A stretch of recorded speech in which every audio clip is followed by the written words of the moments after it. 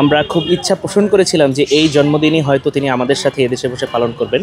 আপনারা জানেন যে আজকে বিএনপির ভারপ্রাপ্ত চেয়ারম্যান জনাব তারেক রহমানের 61তম জন্মদিন। বিএনপির ভারপ্রাপ্ত চেয়ারম্যান জনাব তারেক রহমান আমাদেরকে সবসময় সাধারণ মানুষের পাশে থাকতে বলেন।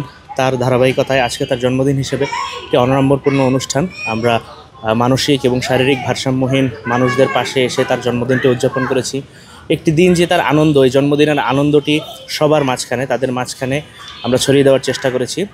এবং আমরা এটিও বলেছি যে তার জন্মদিন উপলক্ষে, শুধুমাত্র জন্মদিন উপলক্ষেই নেই, তার নির্দেশনায় যে সে যেভাবে সাধারণ মানুষদের পাশে দাঁড়াতে বলেছে, তার ধারাবাহিকতায় আমরা এই শারীরিক বা অক্ষম মানুষদের সাথে প্রতি মাসে একটি করে ফ্রি মেডিকেল ক্যাম্প এবং চিকিৎসা সেবা দেব এবং এটি চলমান প্রক্রিয়া হিসেবে থাকবে।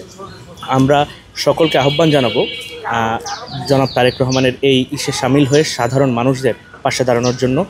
এবং তিনি যে স্লোগানটি দিয়েছিলেন যে সবার আগে বাংলাদেশ, সেই সবার আগে বাংলাদেশকে ধারণ করে বাংলাদেশকে এগিয়ে নেওয়া যাওয়ার জন্য। তিনি তো এদেশেরই সন্তান, মাটির সন্তান, তিনি অবশ্যই এদেশে আবার ফিরে আসবেন খুব শীঘ্রই।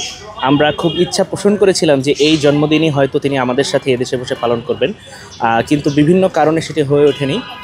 তবে আমরা ধারণা করছি এবং আমরা খুব এটার ব্যাপারে খুবই আকাঙ্ক্ষা পোষণ করছি যে খুব শীঘ্রই উনি দেশে আসবেন এবং বাংলাদেশের যে আসন্ন যে ত্রয়োদশ জাতীয় সংসদ নির্বাচন, সেই ত্রয়োদশ জাতীয় সংসদ নির্বাচনে তিনি অংশগ্রহণ করবেন। Bashundhara public school and college 2026 শিক্ষাবর্ষে ভর্তি চলছে। এটা অনেক খুব ভালো হয়েছে। আমি অনেক খুশি হয়েছি যে আমাদের মতন প্রতিবন্ধী অসহায়দের জন্য স্যার এত বড় একটা আয়োজন করছে। ওনার দীর্ঘায়ু কামনা করি এবং পাশাপাশি স্যারের আম্মারও দীর্ঘায়ু কামনা করি। আর চাবো যতকাল আল্লাহ তাকে বাঁচায় রাখছে যেন আমাদের মতন এতিম অসহায়দের পাশে উনি সবসময় থাকে।